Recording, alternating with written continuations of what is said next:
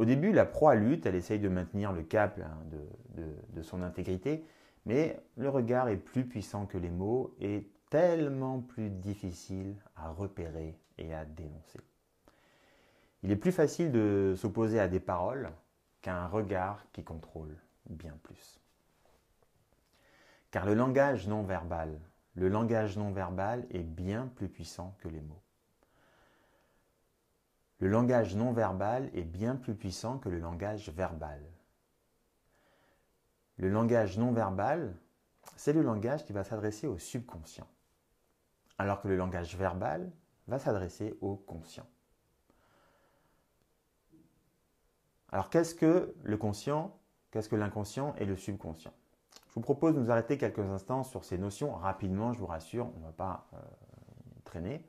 Mais arrêtons-nous quelques instants sur les notions de conscient, d'inconscient et de subconscient. C'est très important pour comprendre ce qui se passe et pour comprendre le malaise que suscite le PN.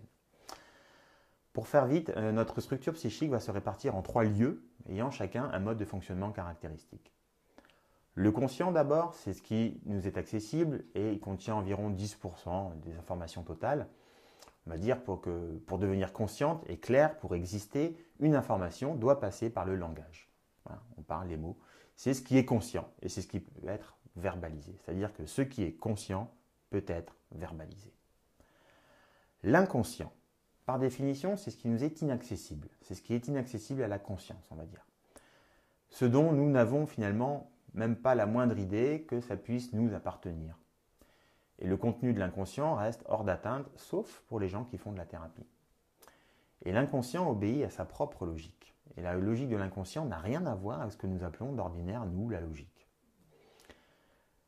L'inconscient, c'est le siège de toutes nos croyances. L'inconscient contient toutes nos croyances les plus profondes, toutes les croyances de toute façon.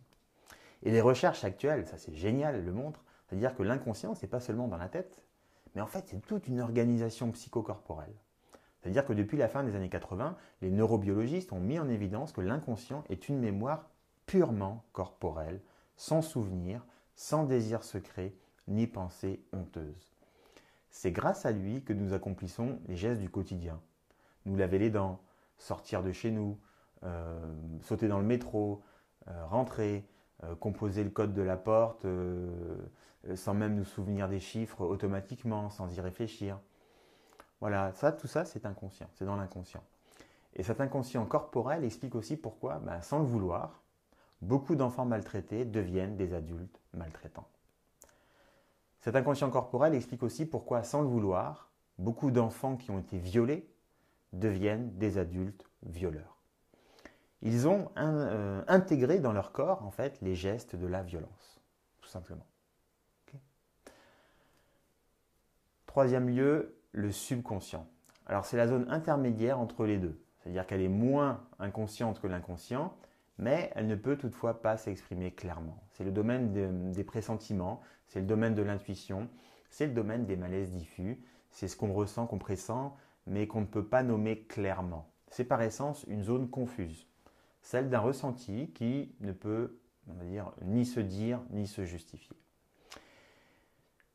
Ce qu'il faut savoir sur la communication perverse, c'est qu'elle est par essence paradoxale. Ça veut dire qu'elle nous envoie 2 messages simultanés, mais incompatibles. Premier message verbal et apparent, qui va s'inscrire dans le conscient, et l'autre message qui est contradictoire, mais qui passe en général par le non-verbal et qui est enregistré à notre insu par le subconscient. C'est ça la tromperie. C'est une action, une attitude qui va dire le contraire de ce qui est évoqué verbalement. On reconnaît facilement la communication perverse lorsque ce qui est dit avec les mots entre en contradiction avec ce qu'exprime le corps. On reconnaît la communication perverse lorsque le langage verbal et le langage non verbal sont en contradiction. Et c'est ça qui crée le malaise. Et c'est ça qui fait qu'on ne s'en rend pas compte, qu'il y a un malaise, mais on n'arrive pas à mettre le doigt dessus. C'est parce qu'il y a contradiction entre ce qui est dit et ce qui est montré par le corps. Ce qui crée le malaise, c'est lorsque le corps dit le contraire de ce qu'expriment les mots. Car les mots s'adressent au conscient et le langage du corps est enregistré par le subconscient.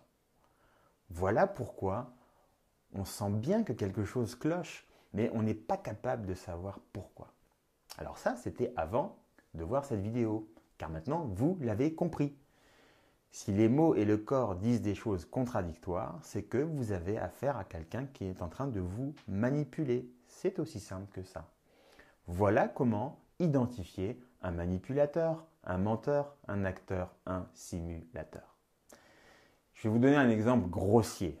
Je vais forcer le trait, mais vous allez comprendre le principe. Admettons que l'on se croise dans la rue et que vous me demandiez comment je vais et que je vous réponde oui, ça va très bien, merci. Vous comprenez que le langage verbal dit oui, ça va très bien, merci. Donc un message positif indiquant que tout va bien, que tous les signaux sont en vert, on va dire. Alors que le langage non verbal, que ce soit l'intonation de ma voix, l'expression de mon visage, indique plutôt de la colère, voire de l'hostilité à votre égard. Et là, ça indique plutôt que tous les signaux sont au rouge. Cette technique de contradiction entre le verbal et le non-verbal a pour effet direct la paralysie. C'est comme un court-circuit mental, si vous voulez. Et c'est ainsi qu'on peut faire ressentir de l'hostilité ou toute autre chose, on va dire, sans que rien ne soit émis qui puisse y correspondre. On peut même le faire avec un message énoncé totalement de manière bienveillante. Il n'y a qu'à verbalement être très agréable et prononcer d'un air innocent la phrase qui tue. Aborder le sujet qui blesse, ou encore plus subtilement, avoir l'attitude qui contredit le message. Par la suite, ce qui se passe, c'est que seul le langage verbal va être reconnu comme le sien par le pervers, et les impressions ressenties par la victime, donc elles qui vont venir du non-verbal, seront immédiatement disqualifiées. Et donc la victime aussi sera disqualifiée, alors que son ressenti est juste. C'est pourquoi les messages paradoxaux ne sont malheureusement pas visibles pour la plupart des gens qui ne sont pas formés, qui ne sont pas au courant. Il reste que les paroles entendues, puis une drôle d'impression de confusion, de malaise, de tension, que finalement rien ne semble justifier, de prime abord. La plupart du temps, la victime choisira par simplicité, on va dire, de s'en tenir au sens littéral du discours, en niant les signaux non-verbaux contradictoires, en niant donc son propre ressenti, qui n'en continuera pas moins à semer la confusion dans son esprit, à son insu. La confusion, doute de soi, qui va pousser la victime elle-même finalement à adhérer à ce qui lui paraît solide, c'est-à-dire l'opinion du pervers. Et finalement, ça va l'amener à croire de moins en moins à la validité de ses propres opinions. Et cette confusion, elle va faire boule de neige. Parce qu'au-delà de l'injonction paradoxale, ou de la communication paradoxale perverse, la confusion, c'est ce qui permet également la mise en place du paradoxe comme mode de communication. C'est-à-dire, entre autres, faire coexister comme normaux des discours contradictoires. Alors, bien entendu, les discours ne doivent pas être trop précis. C'est-à-dire que le flou, les non-dits, les sous-entendus vont régner en maître absolu dans la communication du pervers narcissique. Alors, ça peut être je t'aime ou je t'estime ou j'admire tes qualités et immédiatement suivi de l'éloge des qualités d'une personne dont le caractère et le comportement sont complètement opposés, sont totalement opposés au point que estimer l'une est incompatible avec le fait d'estimer l'autre. Le langage non verbal est en effet utilisé au maximum, en particulier pour culpabiliser, c'est-à-dire pouvoir connaître un pervers narcissique parce que la personne va faire la moue, va prendre un air contrarié, va hausser les sourcils au ciel, va soupirer. Et là, en fait, la victime se demande ce qu'on a à lui reprocher. Et comme le pervers ne lui répond pas, du coup, elle peut être accusée de tout. Mais le reproche est totalement dénié en général par l'interlocuteur, par le pervers, qui effectivement n'a rien dit. Ah oui, moi j'ai rien dit. Et la victime ne peut pas argumenter ni se défendre. Et du coup, c'est très souvent à l'estime de soi de la victime que le pervers va s'attaquer, et avec ces messages en fait qui sont délivrés de manière floue et complètement imprécise. Parce que dans tous les cas, votre interlocuteur, s'il est pervers narcissique, il doit pouvoir se retrancher derrière des paroles du genre « Mais je t'ai jamais dit ça, c'est toi qui te fais des idées. Quand vous entendez ça, je t'ai jamais dit ça, c'est toi qui te fais des idées. » Bon, bing, cherchez pas à comprendre, vous avez un gagnant, quoi.